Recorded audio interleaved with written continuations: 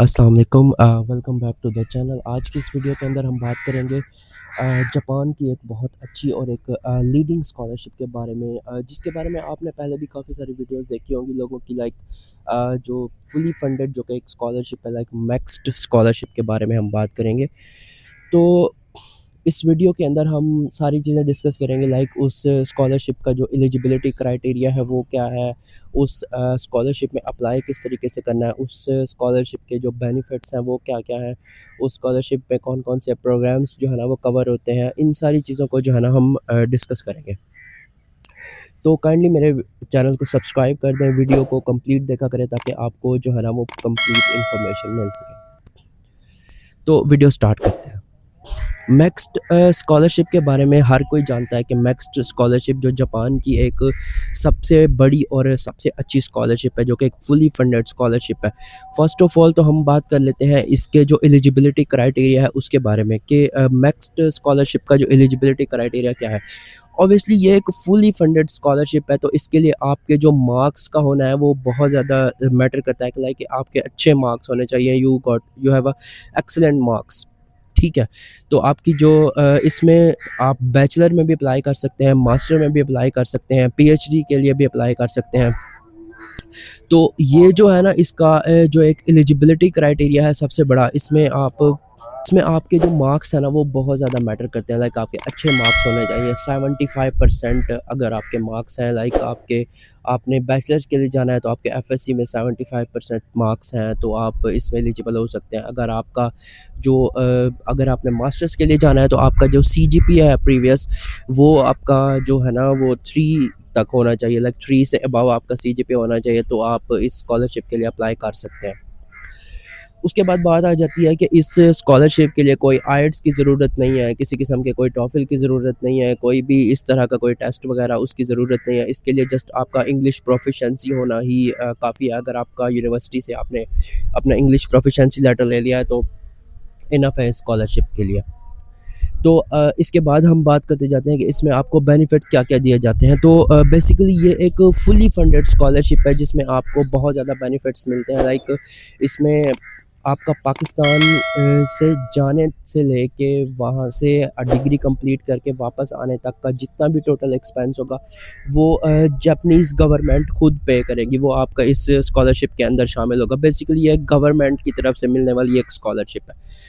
तो अब बात आ जाती है कि इसमें बेनिफिट्स क्या-क्या मिलते हैं। इसमें आपको हॉस्टल दिया जाता है, इसमें आपको स्टाइपेंड दिया जाता है, इसमें एयर टिकट, हेल्थ इंश्योरेंस, खाना, ईच एंड एवरीथिंग हर चीज़ इसमें शामिल होती है। अगर हम बात करती जाए कि इसके जो स्टाइपेंड है वो आपको कितना मिलता है एनुअली और मंथली, हम मंथली की बात करते हैं तो इसमें कितना मिलता है। अगर आप बैचलर के लिए जाना चाहते हैं तो पाकिस्तानी, वैसे जापानीज़ की जो करेंसी है वो येन है, लेकिन पाकिस्तानी करेंसी के अंदर अगर हम उसको कन्वर्ट करते हैं तो वो जो अ, स्टाइफ़न बनता है वो स्टाइफ़न है आपका तकरीबन 1,34,000 पर मंथ आपको मिलता है, ठीक है।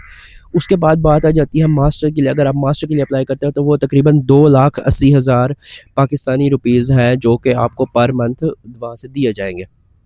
उसके बाद तीसरी बात आ जाती है कि पीएचडी का तकरीबन जो है वो स्टाइफ़न वो 3 लाख से अबव है, वो 3 लाख से अबव आपको जो है ना वो मंथली स्टाइफ़न दिया जाता है, ठीक है।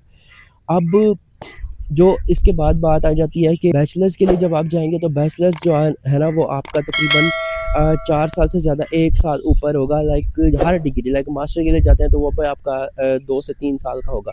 उसकी सबसे बड़ी वजह ये है कि ये सबसे पहले आपको जापानीज़ लैंग्वेज का एक कोर्स करवाते हैं। उसके बाद जब आप 1 साल के बाद वो कोर्स कंप्लीट कर लेते हैं, उसके बाद आपको जो है ना वो ये दूसरी आपकी डिग्री करवाते हैं जिसमें आपने अप्लाई किया होता है। अब बात आ जाती है कि इसको अप्लाई करने का जो तरीका है वो क्या है? तो इसमें कौन-कौन से प्रोफ़ेशंस हैं? प्रोफ़ेशन की बात की जाए तो इसमें नेचुरल साइंसेज़ आ जाती हैं और सोशल साइंसेज़ आ जाती हैं। Category A, category B. तो कैटेगरी ए के अंदर बहुत ज़्यादा कोर्सेज़ अवेलेबल हैं। मैं जो है ना वो स्क्रीन के ऊपर मेंशन भी कर दिए। तो इसमें कैटेगरी ए के भी कोर्सेज़ मेंशन्ड हैं, कैटेगरी बी के भी कोर्सेज़ मेंशन हैं। इसमें ऑलमोस्ट हर डिग्री कवर होती है। लाइक अगर आप कहते हैं कि अगर आपने वहाँ पे कोई आर्ट्स की डिग्री करनी है, उससे लेके आप एमबीबीएस डेंटिस्ट्री तक की सारी जो है ना वो डिग्री इस स्कॉलरशिप के बेस के ऊपर जाके जापान में कर सकते हैं, ठीक है। उसके बाद जो बात आ जाती है कि इसमें अप्लाई किस तरीके से करना है और इसके लिए डॉक्यूमेंट कौन-कौन से रिक्वायर्ड है। ये बात जो है ना वो डॉक्यूमेंट आप काइंडली नोट करना। मैंने खुद भी पर्सनली इस स्कॉलरशिप के लिए अप्लाई किया है, तो इस पे मैं डिटेल में बात कर सकता हूँ, क्योंकि मैंने इसके लिए डॉक्यूमेंट्स खुद कंपाइल किए हैं, ईच एंड एवरीथिंग खुद किया है। तो आप जो है ना इसमें अप्लाई कर सकते हैं मेरी हेल्प लेके, ठीक है।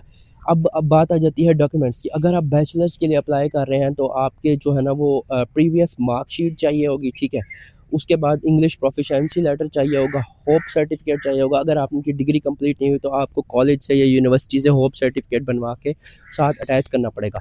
अटेस्टेड होनी चाहिए, आपकी जो भी पिछली डिग्रीज़ हों वो सारी अटेस्टेड होनी चाहिए, ठीक है। वो आपकी जो है ना आपका लोकल जो बोर्ड है वहाँ से भी, एचईसी से भी, उसके बाद आपकी यूनिवर्सिटी से भी, इन सारी जगहों से अटेस्टेड होनी चाहिए डिग्रीज़, ठीक है। तो उसके बाद आपने जो है ना वो स्कॉलरशिप का ऑनलाइन फॉर्म जाके डाउनलोड करना है। उसके बाद ये सारे डॉक्यूमेंट्स उसके साथ अटैच करने हैं, उस फॉर्म को फिल करना है। उसके बाद आपने वहाँ से एक मेडिकल फॉर्म होगा, उसको डाउनलोड करना है। वो आपने जाके किसी भी अपने गवर्नमेंट हॉस्पिटल से वो उसको फिल करवाना है, जो भी डॉक्टर होगा।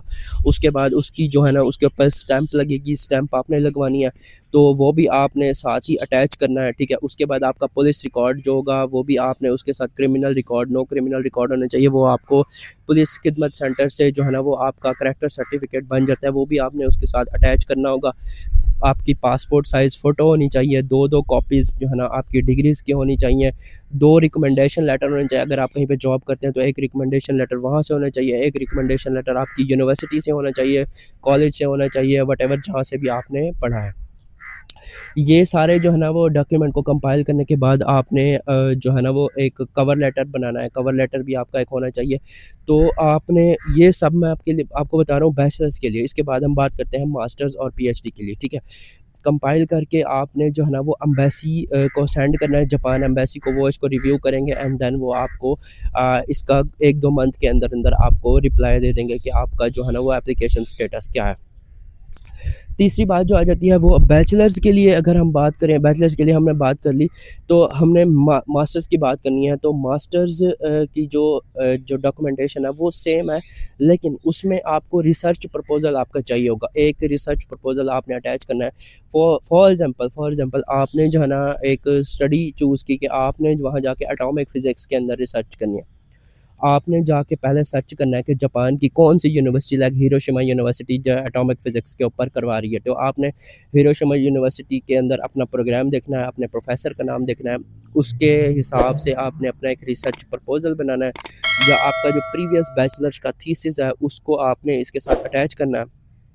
तो अ, वो आप एक पूरा कंप्लीट रिसर्च प्रपोज़ल बना के आपने इन सारे डॉक्यूमेंट्स के साथ अटैच करना है। पीएचडी के लिए भी सेम, लाइक आपने जो है ना अपने मास्टर्स का थीसिस और अपने बैचलर्स का जो थीसिस है वो इसके साथ अटैच करना है, और ये सारे डॉक्यूमेंट कंपाइल करके आपने एम्बेसी को भेजने हैं, और एम्बेसी आपको बहुत ही जल्द रिप्लाई करेगी इस बात का। ठीक है, उम्मीद है मैंने इस स्कॉलरशिप के बारे में जितनी भी इन्फॉर्मेशन थी वो सारी इस वीडियो के अंदर कवर कर दी होगी।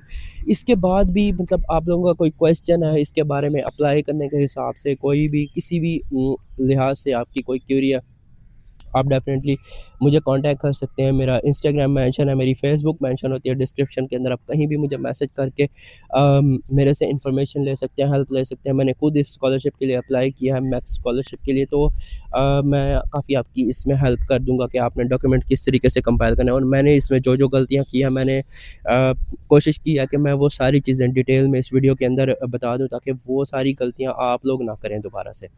तो हो सकता है मैंने इस वीडियो के अंदर सारी जो है ना वो चीज़ें कवर कर दी हों। इसके बाद अगर कोई चीज़ रह जाती है तो आप मुझे डीएम वगैरह कर सकते हैं, तो मैं उसमें आपको डेफ़िनेटली रिप्लाई करूँगा।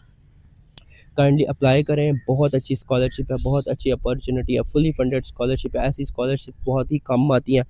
तो 2026 के इनटेक के लिए अभी भी एप्लीकेशंस जो है ना वो ओपन है। आप जापान एम्बेसी की वेबसाइट के ऊपर जाके वहाँ पे इस स्कॉलरशिप का फॉर्म डाउनलोड करके उसमें अप्लाई कर सकते हैं। काइंडली मेरे चैनल को सब्सक्राइब कर दें, बेल के आइकन को दबा दें, और ताकि आपको नई आने वाली वीडियोस मिलती रहा करें।